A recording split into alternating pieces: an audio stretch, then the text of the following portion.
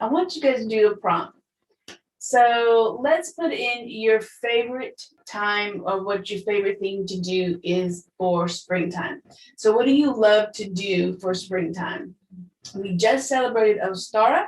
So my favorite thing to do for springtime is actually start planting my gardening. So I have been busy in the backyard, pulling up stuff, throwing old stuff away that has died and planting new things. So super excited about that. I just got a new hammock for the backyard. So I have been enjoying laying in the sunlight and doing some divination in the clouds and just enjoying being outside and enjoying the change of the wheel. So those are some of my favorite things to do right now during the springtime. So if you join me live, hello, I want to give you some live love. If you're watching the replay though, it's okay because we're coming out on 3:33 p.m. Central. And a lot of you guys are still in the middle of working, so you guys can't catch me live, but that's okay. Put hashtag replay for me and put down any questions that you have, and I'll make sure to go back and answer any questions that you have. Just let me know that you're watching the replay. So today we're going to still continue the series about spirit communication, doing Ouija boards, connecting with people who have passed through the veil, and possession, demonic possession, non-demonic possession. So we're kind of going into the whole series of spirit communication and what that is. And today we're going to continue that training. So I want you to drop your questions below. Hey, thanks for joining me live. How are you? Welcome, welcome, welcome. Oh, some people are starting to come in. So, oh, you love to garden too. What are you planting? Last year I did tomatoes. This year I'm not going to do tomatoes. I decided that I want to do all herbs and flowers this year and not worry about tomatoes. I will give my money to the farmers who deserve it, and I will pay them for their services of doing all the back-breaking work. And I think I'm just going to concentrate on herbs. So let me know what you guys are planting in your garden. So today we're going to talk a little bit about something that freak people out, because you know me, I'm all about controversial stuff and taking the myths out of what we think is kind of negative energy, right? So today we're going to talk about the 5 myths about spirit possession. And I want to caveat this with, this is totally different than demonic possession. So I don't want you to think about spirit connection as the same thing as demonic possession. It's totally different. Today we're going to talk about spirit possession. So I want you guys to drop in the comments also about, have you ever experienced a possession? Have you gone to a trans medium? Have you gone to a session where they actually call in their spirit guides and get sessions and information from that and questions from that? Have you been with someone who actually does trans work? So I want you, oh, you have, it's really interesting, but I want you to drop in the comments if you guys experienced that. I've been to a lot of trans mediums. I do a lot of mediumship in my spirit communication. But my mediumship, my trans medium is, I'm different because I don't let them enter my body. I guess I kind of sort of do, but my trans medium is more through tarot and also through automatic writing. So I don't verbally let them in. And so I do trans mediumship through automatic writing. Everybody is different how they actually communicate with spirit. So I want to talk to you about the 5 myths about spirit possession, because you guys probably are like, oh my God, spirit possession is all demonic and it's all negative and blah, blah, blah, blah. I would never let someone do that. I would never let any entity come into my body without permission or whatever that is. And that's good. But let's talk about that. First, I want to actually tell you about what spirit possession is. And this is the definition from the Wikipedia, because I want to be correct on this. So according to the Wikipedia, spirit possession is the supposed control of a human body by spirits, aliens, demons, or gods. And we're going to talk about those, okay?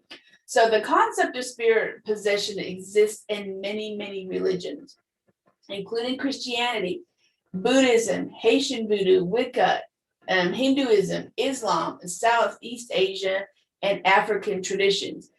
For the majority of it, you will think of a possession as voodoo, like, you know, when they all do like voodoo work and you see the spirits come in and they're dancing around. That is a form of possession.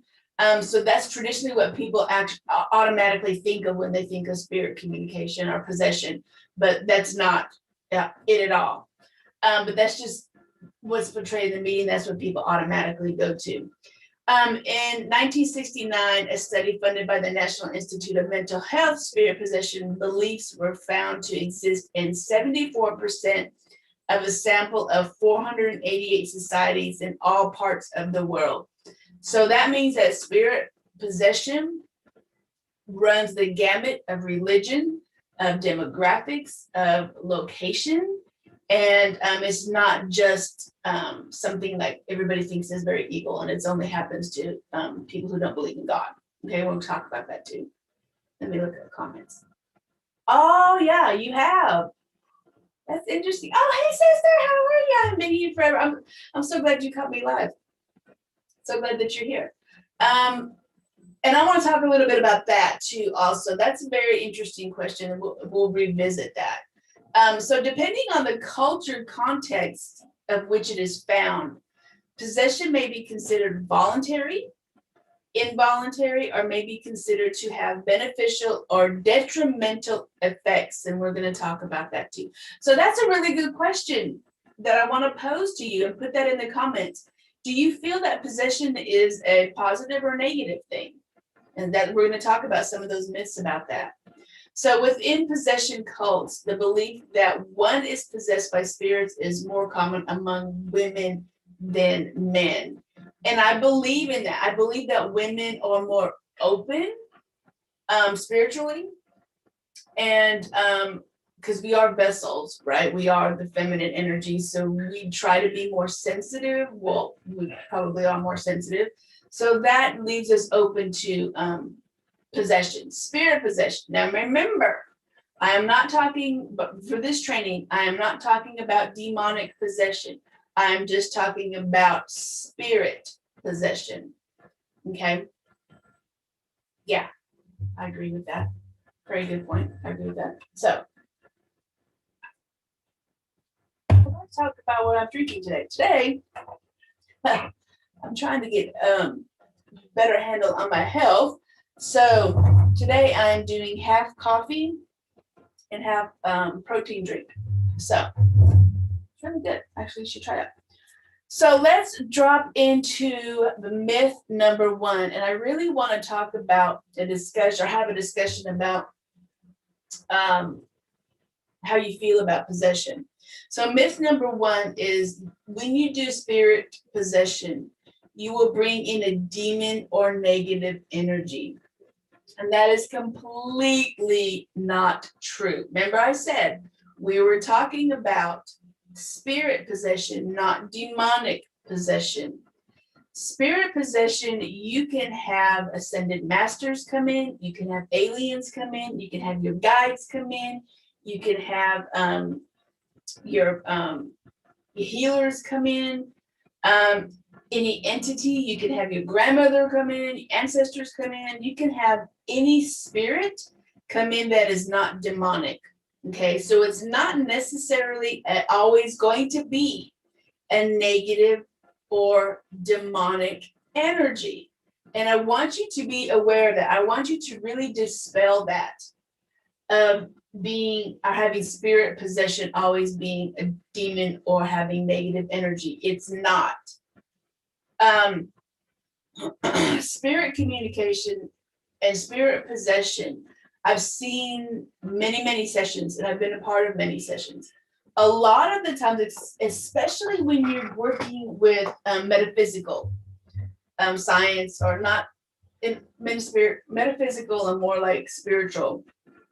Okay, not necessarily witchcraft, but because the spirit church and all that kind of stuff is more into spirit communication than they are into like wicked or witch stuff.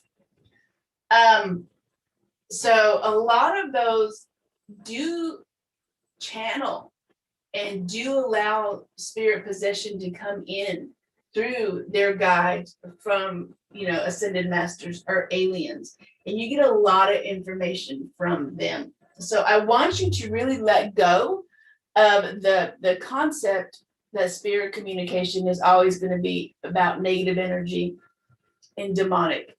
Yes, you've been a part of that too, where she transed out and she actually had her guides come in, ascended masters too. Yeah, it's very interesting. And we're going to talk a little bit about that also too. It's very different than what you think it is. So myth number 2, you have no control over your body. Complete crap. Okay. You do have control over your body. You tell the entity when they can come in. What you do is you change your brainwaves. I forget what state or bit, I forget, but it's not the one where you're totally asleep, where you're like lucid dreaming. Well, not lucid dreaming, but where you're just completely out of it. You are still in the moment, but you have control over it, and your wavelengths and your brain has just gone into a deeper level. You're still aware. You still know that you are in the present, but you also have the ability to say, hey, I'm going to stop this now because I don't like the way this is going. So I'm just going to raise my vibration, come back to consciousness, and just release that person, that entity, that spirit. So you do have control over your body. People think that once you volunteer your body to come in, to be the vessel or conduit for the message, that you have no control. And that's absolutely false. You do. It's like an agreement. Okay. You agree to let this person in, or this spirit in, for spirit communication and trans work and possession for specific reasons. Okay. So once you feel that it's not comfortable anymore, you can absolutely cut that session out. Don't forget, we were talking about spirit possession, not demonic possession. Let me get that clear.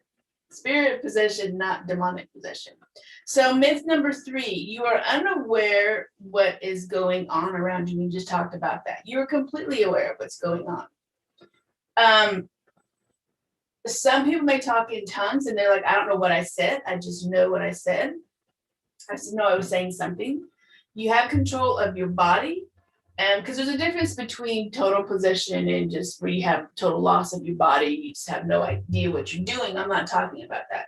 I'm just talking about the everyday trans work or spirit communication or spirit possession that you see happen when you actually go to a session.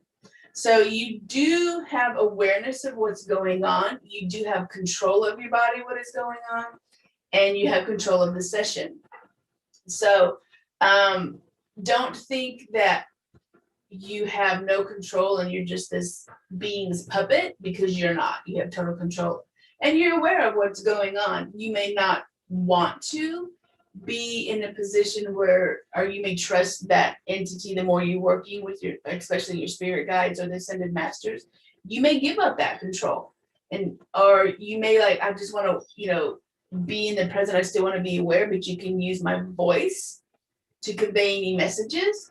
And I don't want you to have total control. You have to respect the boundaries. It goes both ways. Okay. So you can have total control of your body, and you are aware of your surroundings and what's going on, because it's energy work. It's an exchange of energy. You are still conscious. It's like when you're in a dream, right? You still know what's going on. Okay. Myth number 4, possession is only used for evil. And we're going to talk about that. This is very controversial because of what is portrayed in the media. So Possession, spirit possession is not only used for evil. Spirit possession mainly is used to give messages. I mean, I've been in spirit possession sessions where they actually have an alien come in and tell them what is going on with the earth. How can we heal the hurt earth? What's going to happen when this earth, self-destructs, basically? Is everything going to be okay? What's on the other side? What is the big picture?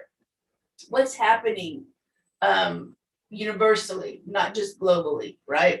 So it's not all of the sessions that I've been in was never, ever, ever evil. It was about giving healing messages. It was about communication. It was about giving answers to questions that we have on this earth, especially with ascended masters. I don't work with ascended masters. I leave that up to people who actually work with ascended masters, but I actually do a lot of sessions with them, and I will go to their sessions because I find their messages very uplifting. So it's about healing. It's about consciousness. It's about raising energy. It's about what's going on after we leave this universe. And what else is out there? Where are we going wrong now? How can we correct it? It's about individual healing. It's about individual answers to their questions.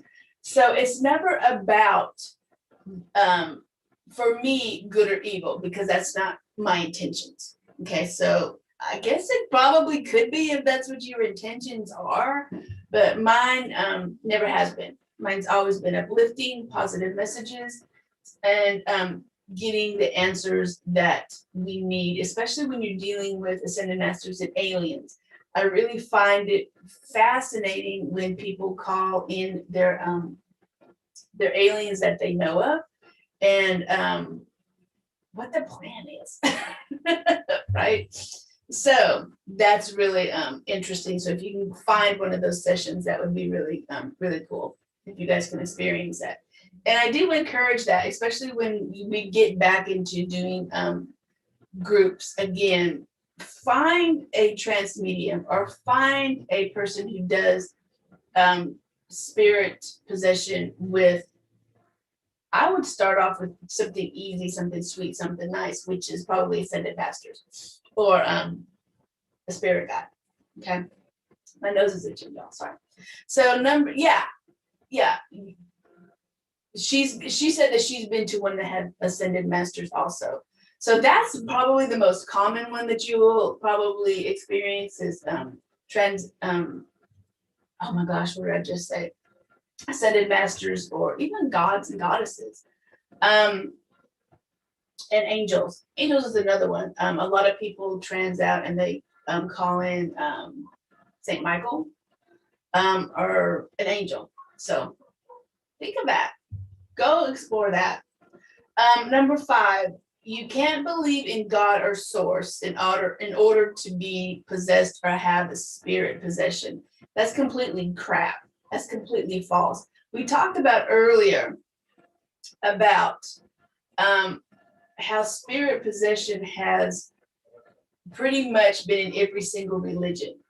Whether you believe in God or source or goddess or whatever it is for your belief. I believe in many gods. I believe in many goddesses.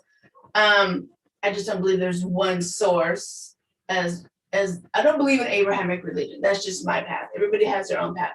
But it doesn't mean that if you believe in spirit possession, that you can't have that connection to source, to God, to goddess. That's completely crap. It's not evil. It is not a negative energy. It's about healing. Heck, I think even Jesus transed out and received messages. And I want you to do some of your research about that.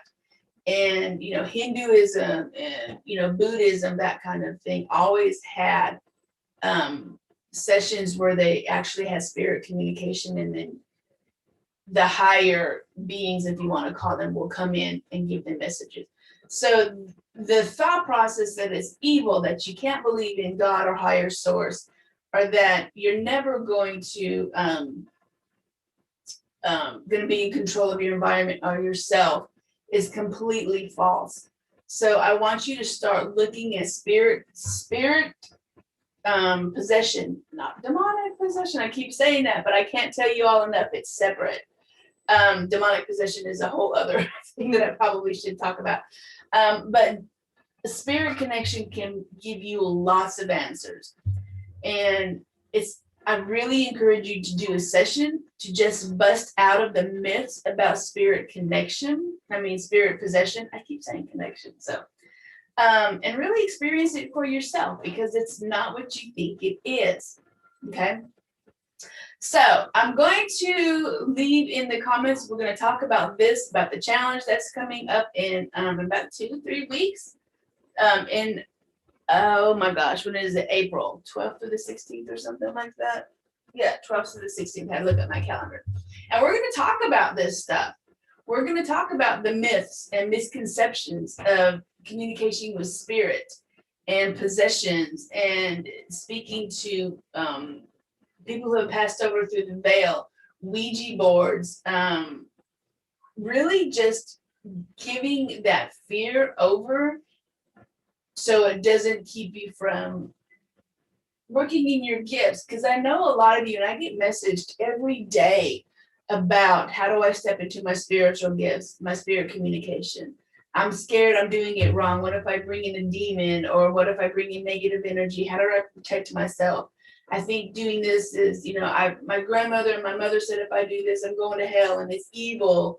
And, we're going to dispel some of those myths that you're having that's keeping you from living your highest potential of the spirit communicator. Okay.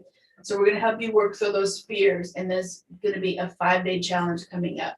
So I'm going to leave that in the comment section. Sign up so you guys can get the workbook. So you want to, I'm going to be sending that workbook out maybe a couple of days before the challenge. So you want to make sure that you are signed up so you get that workbook. Okay. So, all right, if you have any questions about, spirit possession, leave them in the comment section. I would love to know your thoughts and your experiences about that. Okay, because this is my shit. I love to talk about this stuff. All right, everyone, wish on, and then see you next Wednesday for Witchy Wisdom Wednesday training. Witch on, everyone. Bye.